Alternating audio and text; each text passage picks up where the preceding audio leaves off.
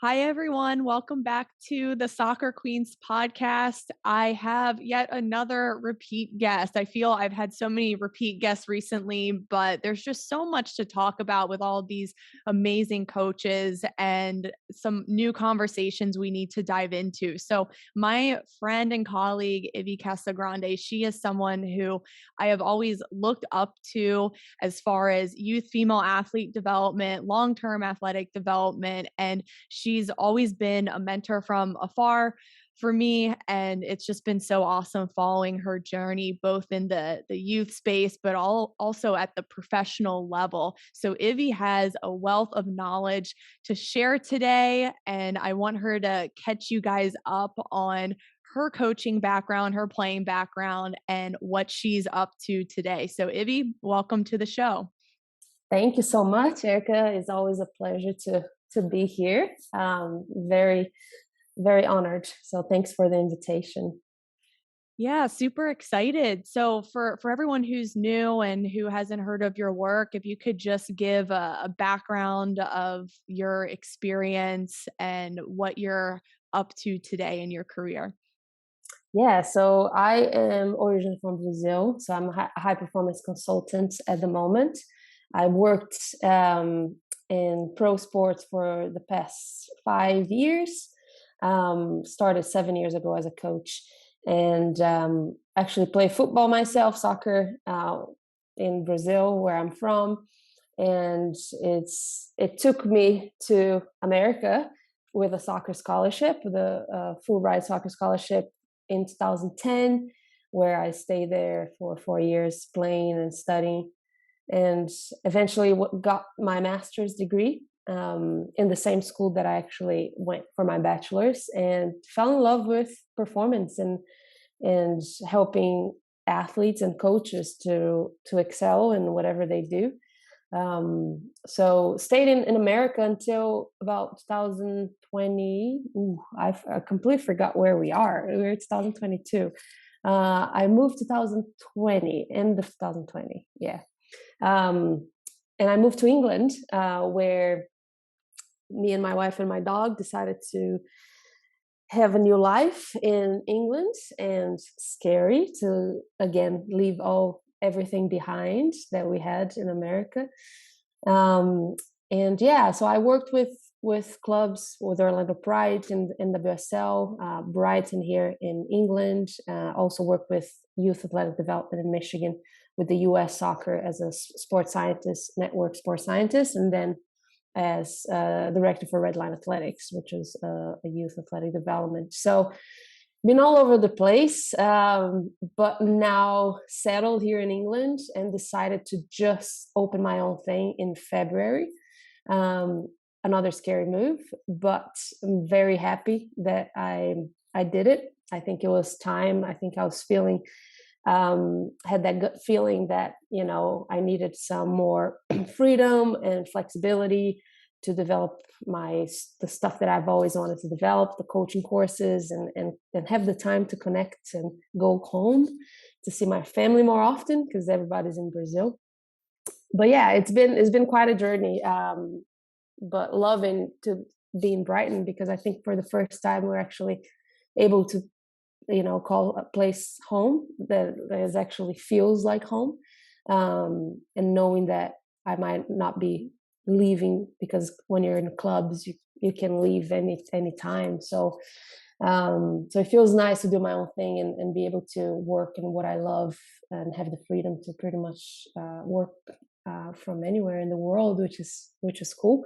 But yeah, that's where I'm at right now.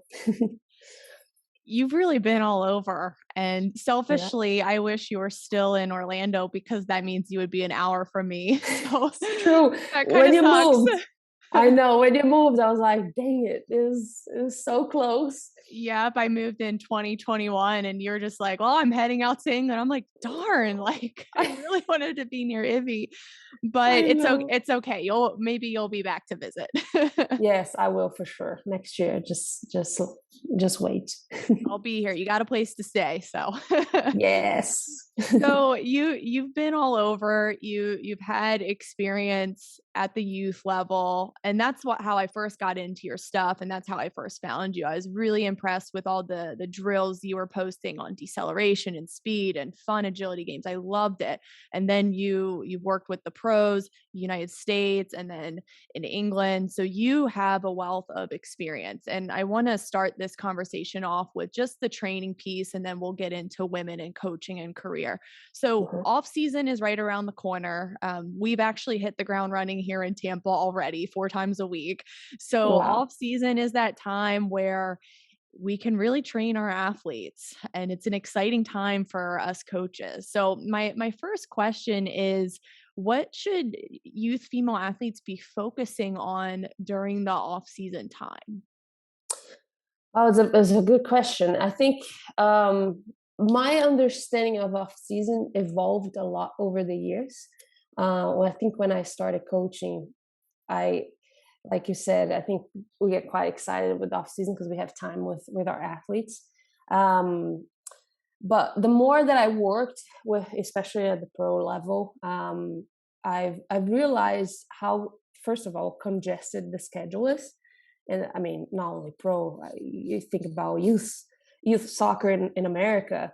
They were juggling, club soccer with school soccer, and it's a lot to take in, especially with school, because pro athletes they do have a congested schedule, but some of them have work, some of them have other stuff, but if you add school into it, it's quite crazy, isn't it? So I think with off season, the biggest question is how long do we have in off season, and how much time we give those athletes to just disconnect a little bit. Because I think I've talked to so many players at the pro level where they almost started losing the passion for soccer just because it's a constant pressure, where you have to be ready for preseason, then you have to be ready for season, then you have to be ready for off season, and then the cycle goes. So I think the most important part for coaches and for athletes, I think it's first of all being able to disconnect, and as soon as season ends, and that disconnect, I think it depends on how much off season work they have in terms of months. In the US, for if we're talking about pro NWSL, it used to be 4 months off season. Now I think it's 3 months, and then in Europe, in England, you have barely 7 weeks. So you normally have 5 weeks, right? So you talk about players that pretty much spend the entire year with set schedules, with set expectations, with a lot of pressure to, especially now that women's football is getting even more and more, people are talking more about it. There's more resources about it. I think the pressure is going to keep growing. It's not going to have a slack, which in terms of mental well-being and physical well-being for the kids and for even the pros, I think it's a red flag, and where we as coaches need to understand that they have to have off season as the time for themselves to figure out what they want first, because a lot of the times we as coaches, we're like, okay, what do I want for the athlete? And I think a lot of the times we need to take a step back and just listen to the athlete and say, okay, let's use this off season to really improve what you need to improve as a player, not only as a player, but as a human being too. Because a lot of them, they say, I never get to see my family because I'm always with the club, and then I have to have off season, and then I don't have enough time to be. So how can we meet halfway where we can still provide the right training for the athletes, but also have them understand the importance of you have an identity. You have an identity outside of football, and that's so important, because if we come as coaches and we have already pressuring them for off-season work, they're never going to disconnect from the identity of football. And it's going to become very hard for them. And this comes with a lot of conversations, honest conversations with athletes, and kind of how off season is another pressure cooker for them, instead of being the time for them to develop as they need to develop, and just relax a little bit. So I think that's the biggest question is, okay, if you have, 3 months is different than if you have 5 weeks, 6 weeks. If you have 6 weeks, 5 weeks, maybe a week and a half. I normally probably 2 weeks, I think, would be good for them to disconnect. That doesn't mean you don't exercise or anything, but for the first week, I say, don't think about football, don't think about soccer or anything. Just enjoy your family, go have, a nice trip and disconnect completely.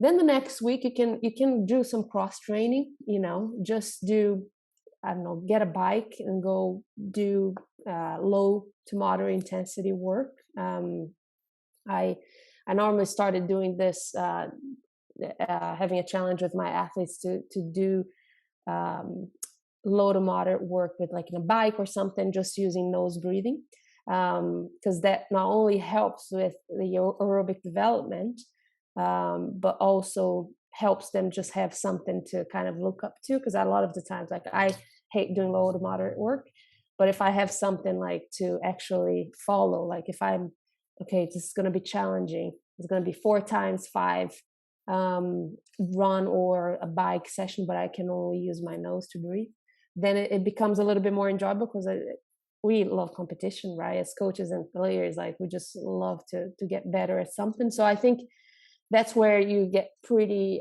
because if you have 5 weeks, you're not going to lose a lot of, your base in 5 weeks. So you just have to be cognizant of, you still move, you still do stuff in the second week, but you don't have to go crazy on soccer or anything. And then the 4 weeks, then you can structure things. But I think it always comes down to, where do you need to develop the most? So if you're a fast player and the speed is your best thing, but you can't last 90 minutes.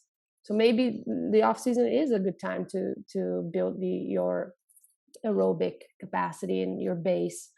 Doesn't mean that you don't do high intensity training, because when we do those kind of trainings, you're hitting all the energy systems, but you're just working more towards where you need to get better at. And off season, you don't have to dedicate the entire thing for soccer. You can do your sessions 2 to 3 hours, 2 hours a day, 3 hours, whatever it is, and then just go enjoy life after. We don't have to get so stuck into, I have to just think about soccer, because guess what? In the next 11 months, that's all you're going to have to deal with. So enjoy the time that you have. You still work hard, but you learn how to understand what you want as a player. And I think that giving the autonomy to players go a long way, and giving the chance for players to develop their own autonomy, to have the creative thinking instead of people just telling them what to do. What do you want? What do you want to get better at? What do you think you're missing? And then from there, we as coaches, our role is to facilitate, and to make that the best for the athlete. But yeah, it's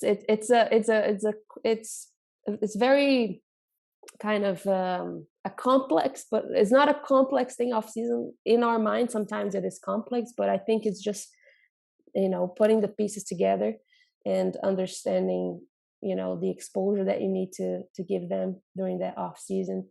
There are some non-negotiables that I always kind of go through, in terms of intensity of sessions in the weight room, in terms of hitting the right things, isometric, the eccentric part, the concentric part, all those different things.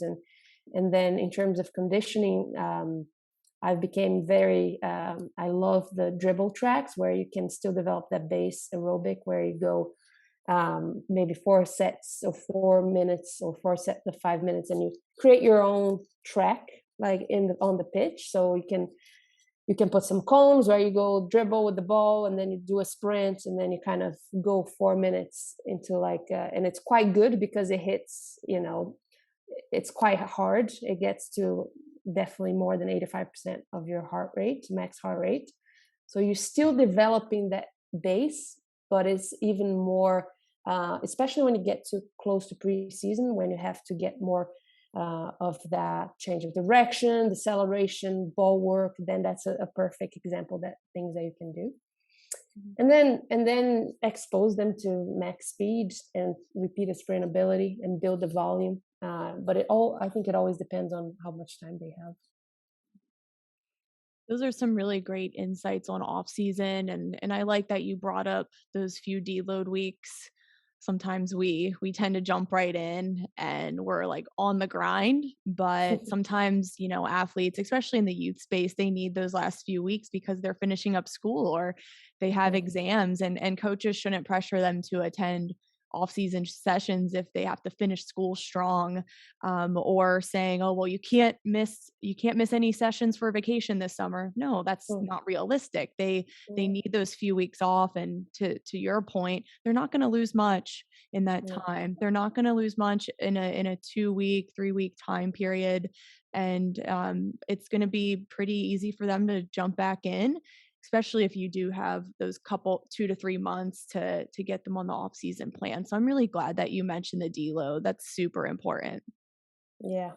And I think that coaches also, I think when I think about my college experience in soccer, like we had those off season programs where you would actually stay in the school, right? On school for the summer. And I'm like, and here I am from Brazil. I have to decide if I go back home or if I stay to get fit, because you're just confidence wise, you think that if you don't stay, it's going to look bad. So that's a lot of pressure. But again, you can still do the same and do it at home. And if you're very, if you're determined and very focused, you can definitely do anywhere and still enjoy a little bit of downtime. Mm-hmm. Let's talk about conditioning, because you mentioned it a little bit. What are some of your favorite conditioning drills in the off season? I feel a lot of coaches tend to make this really complex.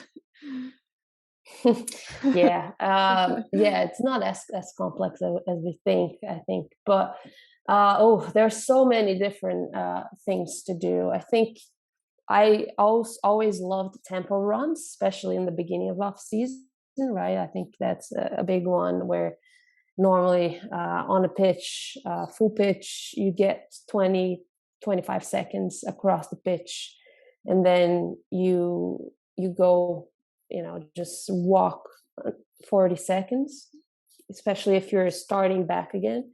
And then you kind of, when you see that you're progressing, you can go 20 on, 20 off. In the past, I used a brutal one with my players. They hate it, but it's quite good for them. It was 20 on, 40 off, but they have to jog the 40 off. So they have to go back in 40 seconds. It's quite brutal, but it's a good one to kind of to challenge them, especially at the end.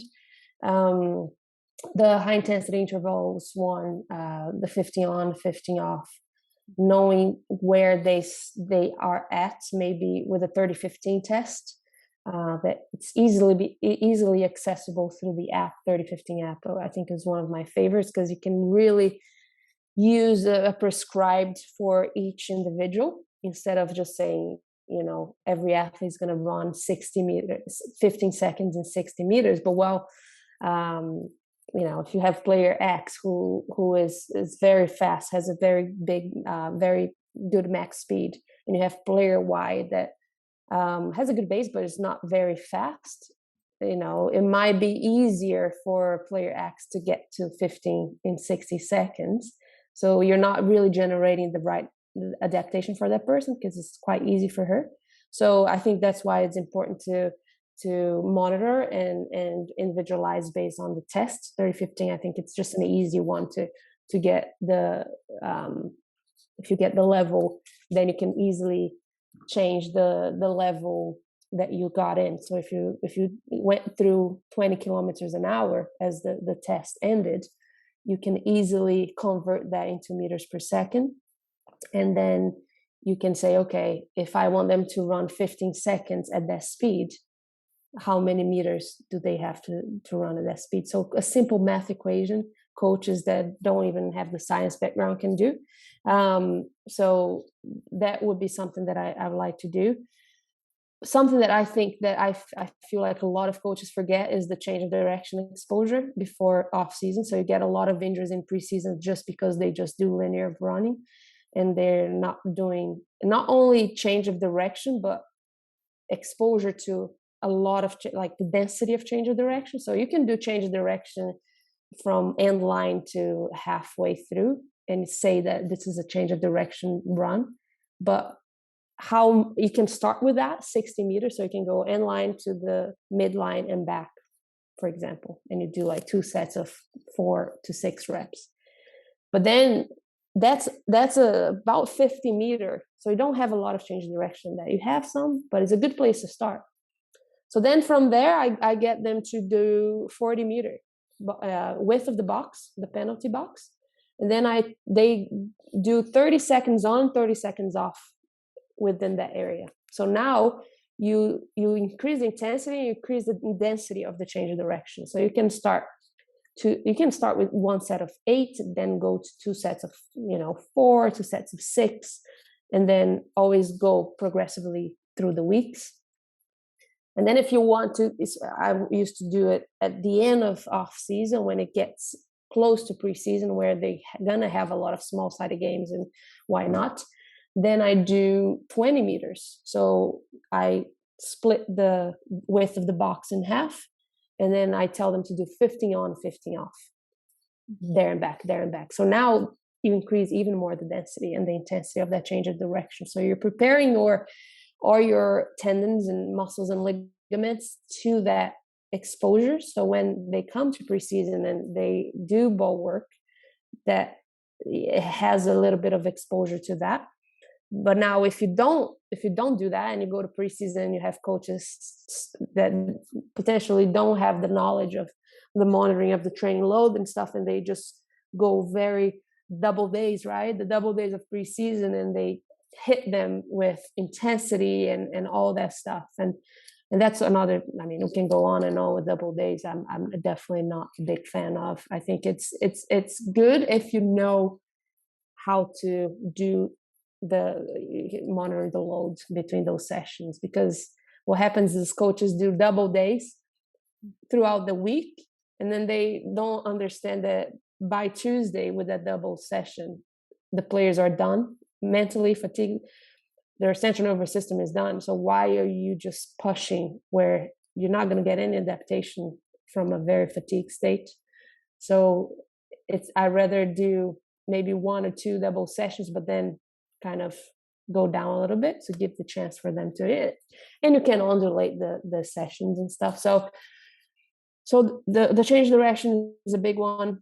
The repeated sprint ability, I learned that one with Dawn Scott, who's always been my mentor, and I've always learned so much from her. But it's a very important one, which is a kind of a repeated sprint ability, but with a max speed. So if you go with the box, and then you tell them to go maximally from point A to point B, then they have 30 seconds to rest, and then they go again. So they do a maximal sprint with 30 seconds in between, but you have to be very careful. First of all, you have to be able to have that exposure of max speed to get to that point. I would start 1 set of 4, so only 4 reps, and then every week I add 2 more. So the second week will be 1 set of 6, and then the next week 1 set of 8. You can go into 1 set of 14 if you want, but that's a cool one because you can really push the intent and the intensity to get to that max speed repeatedly, which might happen a lot in the game, but also I think through an injury prevention lens, I think that's quite good to expose that hamstring and to those forces repeatedly. So those are the biggest things. And then the dribble tracks, I like it because you have the ball, you can get some shooting involved, because a lot of times also that happens is players that don't get they just think that they have to run during off season, and then they don't have the exposure of shots, of long balls, of short balls. And then they get to preseason where the load during the week is so high in terms of repetitions and density of long balls and shooting. So how do I prepare for that? You can use the dribble tracks for that. So you can do where the dribble track, there's the end of it, you have some short passes and some long passes, and then have the exposure too, because there's a lot of injuries, quad injuries that happen in preseason because of that, because players just arrive without having that exposure during off season. So that's kind of like it's hard to kind of put everything, but those are one of my favorite ones, the big ones for me, and kind of trying to really dive deep into what the player needs at the moment. If the player, needs to get faster, maybe the more high intensity stuff so they can always get to that max speed development is important, rather than hitting aerobic development a lot with a player that has already the base and needs a little bit of the speed. Love that. Huge fan of the tempo runs, the repeat sprint ability, the change of direction. That's a huge one in that preseason prep. And I've seen that a lot at the youth level too, like preparing for that high school preseason. The girls who really had that volume and that intensity with the change of direction conditioning were the ones who were healthy and able to flourish during preseason. But then the girls who, waited until the last 2 weeks of summer to get started were the ones who suffered like ankle injuries, knee injuries. And that's the greatest cause of injuries, is that under training, that underloading, and Mm-hmm. not doing enough in the off season. So I'm glad you brought that up. Now I do want to shift gears and talk about career, but is there anything else you wanted to say about off season, or does that pretty much cover it? Yeah, I mean, I think that's the biggest thing. I think I think the biggest thing for me, for athletes and for coaches, is understanding to give autonomy to players to choose what they need to get better at, and use that off season to build that confidence, not to destroy that confidence. Because I think it's very easy for us to destroy that confidence sometimes as coaches, because we expect them to, sometimes, unfortunately, and I've been I think a victim of that in the past, where it's to feed our egos too, right? Because we want our players to get to preseason like, okay, our program worked, we got them to the best, but was that the best for them, or is the best for us? So I think it's a good lesson for us coaches to kind of maybe look at the athletes first, and then from then develop that thing for them, pretty much. Awesome. That's great insight for the coaches listening. So guys, not about the ego and what you want, but really focus on the individual player. So let's shift gears to your career trajectory. And you started in youth, you did incredible with these kids, and I know it was tough to leave that, but you had this great opportunity working professionally. So what propelled you to take that jump, and then how did things just unfold from there with your experience in those high level environments? Yeah, I think training the youth, I always tell my mentees and people that I talk to, is one of the best things that you could do, because you just learn so much about, coaching cues and being creative, and that's where I got mostly my creativity from. It was not always that way. I think I always say that, it was a big learning for me when I developed when I was an intern at Exos, and developed that methodology, which was amazing. And I wanted to bring that into Redline, and the kids were so bored because I was very systematic in my, in the change direction. This is the linear progressions that you have to make and all that stuff. Then I realized, you know what, like, I need to be creative with that. How do I make that very, fun for the kids. And that's where I started to like, okay, what is the principle? And then what can I do to get to that, but with a little bit more flair in terms of like, more fun. And then I started being so passionate about that process because it was so cool for me to like, okay. And I dealt with, you know, athletes from all different sports, which was something different for me because I was always working in football and soccer. So it was great because it really got me to think about the other demands of other sports and how to be creative in getting a change of direction. For example, exercise for a softball team or for a baseball team, knowing the specific demands of that environment and bringing that game aspect to them was so fun because they loved it in terms of like, I'm not just doing those boring drills. Like I'm actually knowing that I'm using this for my sport. And I think that was very important for me. The move from Redline to professional was quite hard because I really loved my job at Redline. I built something from scratch, so it was very special for me. The honor there, Eric, my boss, and he's somebody that I've always will thank him for giving me the chance because I was just a graduate student out of master's and applying for a director of sports performance, being a female coach that was not very confident. He took the chance and knew that I was gonna be good in what I was gonna be in, taking a little bit of years to kind of develop my craft.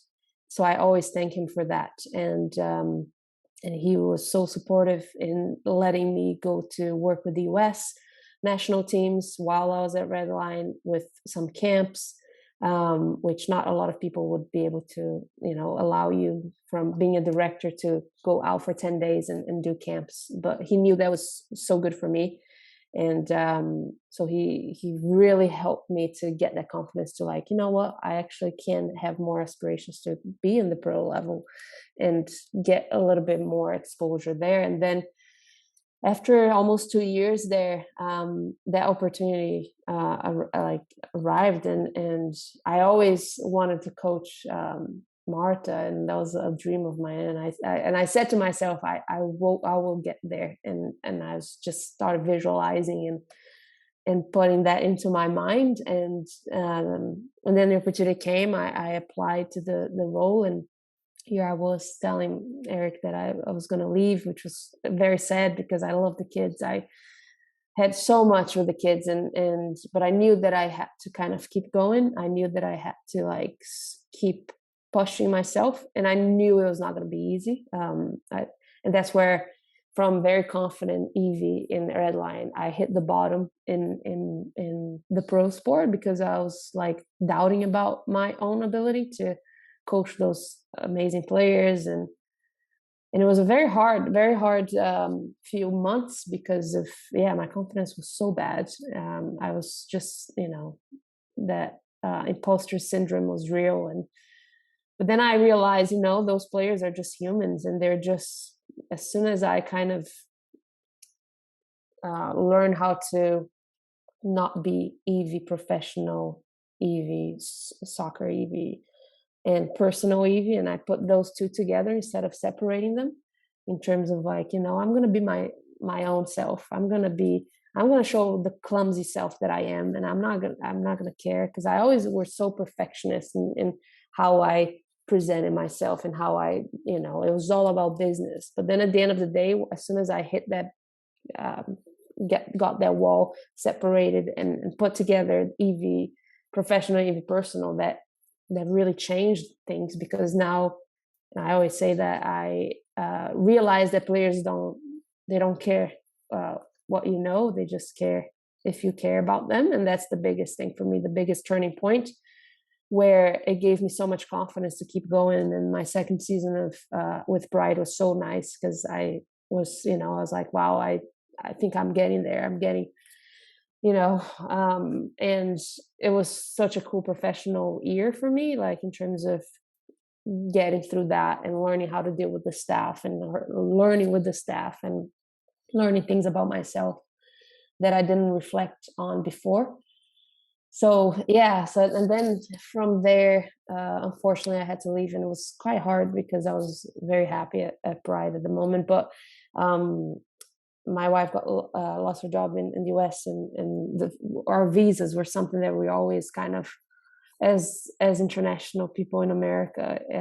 I lived there for about 10, 11 years, and I still had to look for visas every year.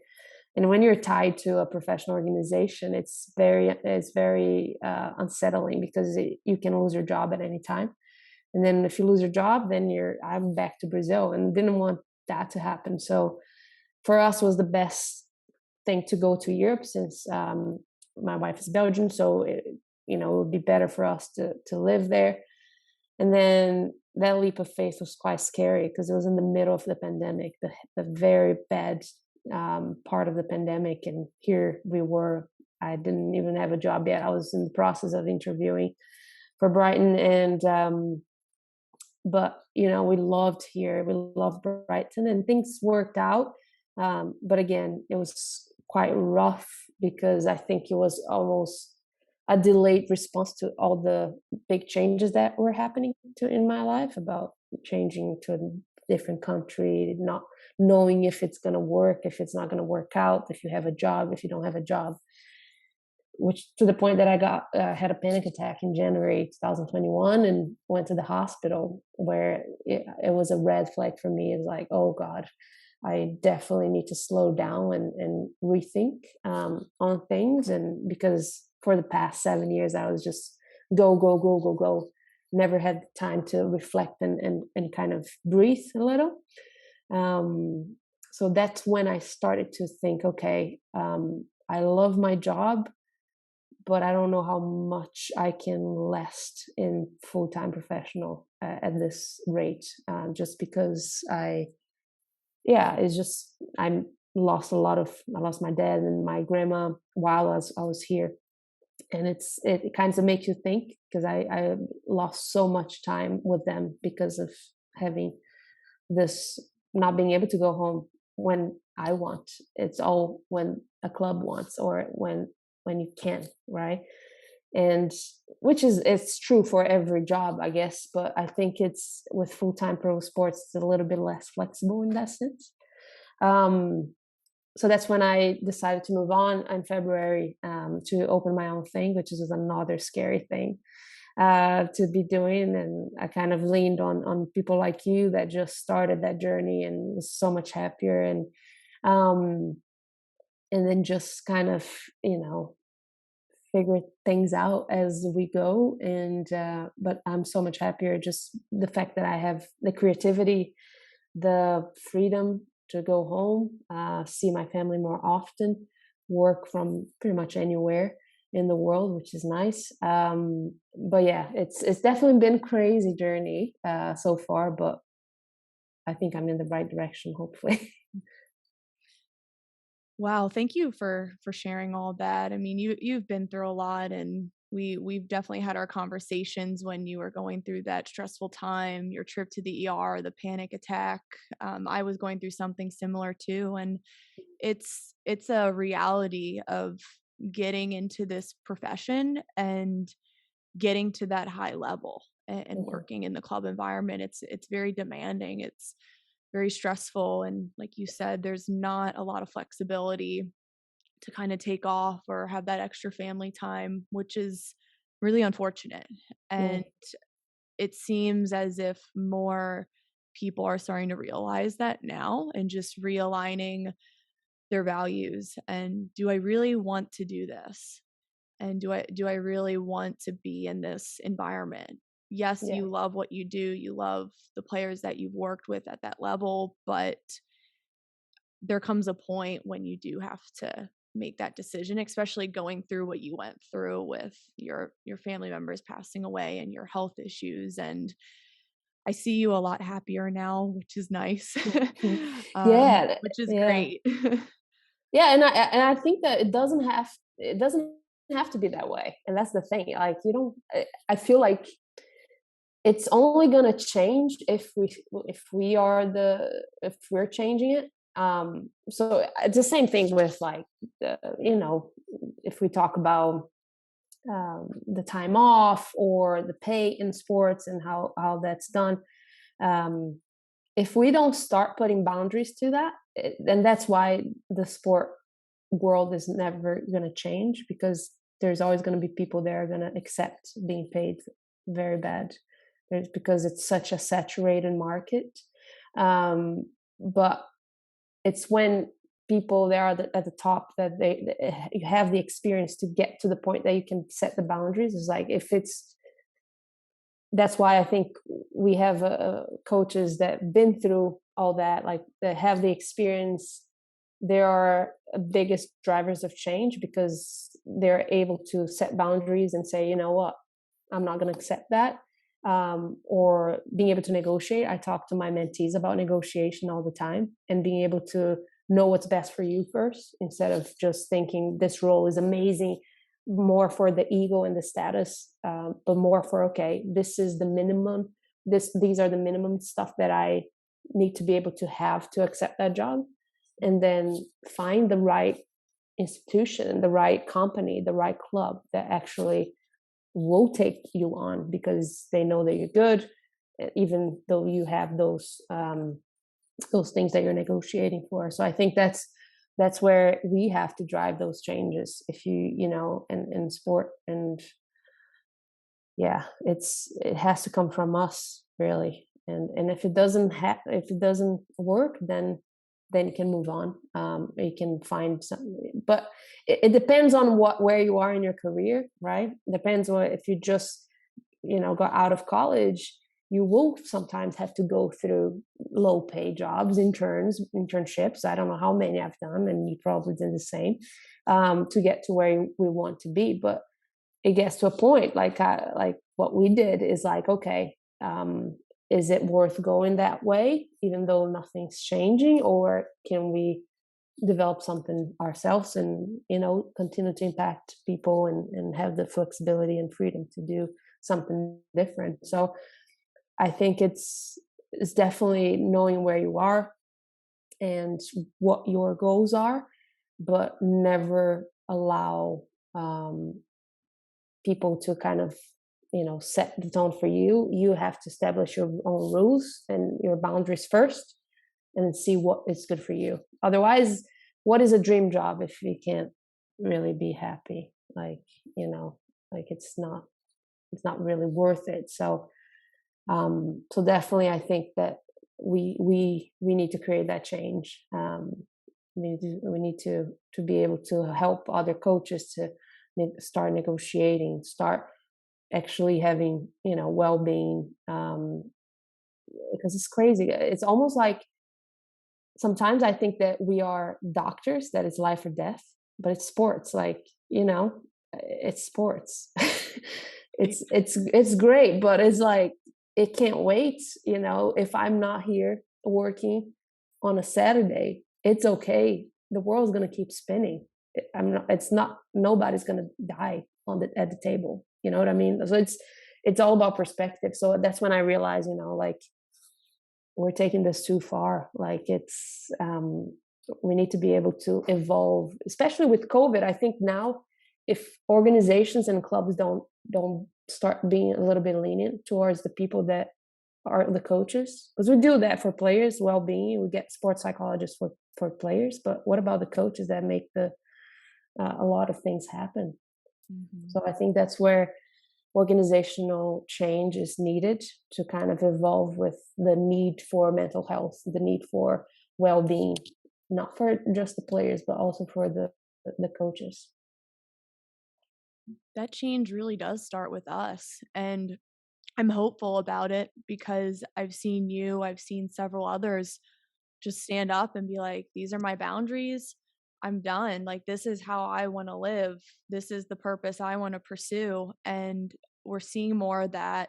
And if these organizations want to keep quality professionals and not lose people like you guys, then they need to start paying more and not working everyone into the ground, and providing the mental health resources. So it really does start with us. And that's just inspirational that you're teaching your mentees negotiation, these aren't things you learn in school as a performance coach or a sports scientist. And I encourage everyone to learn these communication skills, especially female coaches who are afraid to ask for a higher value, and Mhm. women are less likely to negotiate than men.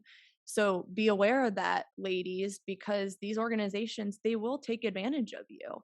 And we need to teach our youth female athletes this. We need to teach female athletes who want to get into this profession, hey, no, you're taking advantage of me. Here's what I want in my salary. I've been in this game for a while. Here are my degrees. This is what I'm willing to settle for. And Mm. that's not being taught. Yeah, not at all. I think the communication part, the human side of things, is shocking. How we they don't teach us that at all. So I think I was lucky to have such big mentors in my life that kind of helped me through that.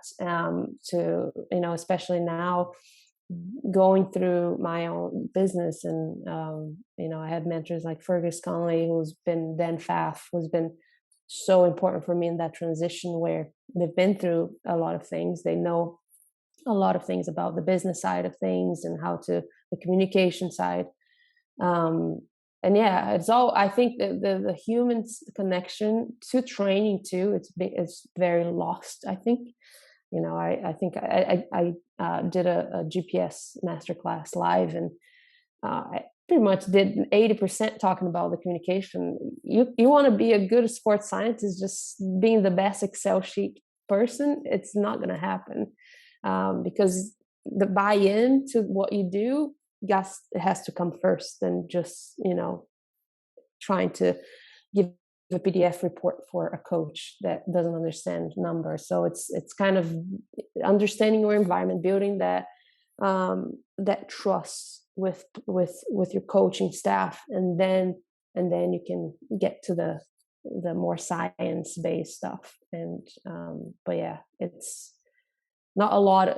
Still, not a lot of coaches value that part of the human connection. They don't see it yet.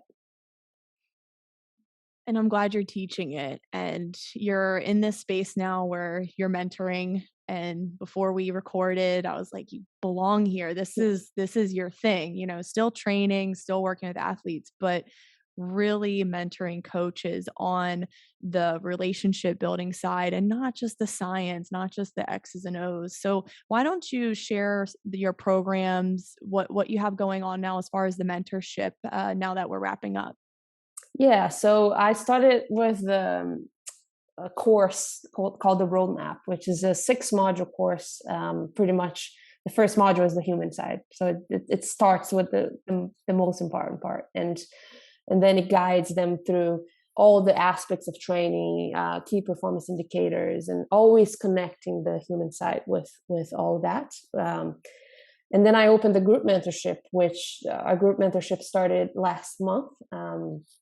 And we have those coaches from all over the world, and it's been cool. We have 2-week sessions a month, and then they have access to the course, and in conjunction. So they get the course, they watch the videos and the resources, and then we come and we bring guests and we talk about those things, and kind of dive into the problems that they have in their daily environments. And it's very cool because everybody helps each other, and we have a very cool, it's not just me talking, it's more me learning from them too, which was quite cool. And then they, it's quite nice because those sessions, I had a coaching empowerment network session last year, and I have 4 people that are like very big friends because of it, and now they're like visiting each other in different countries, and kind of, which is the best. And that's why I do what I do, because I want them to build a network, and it's not just the physical side, it's more than that, and kind of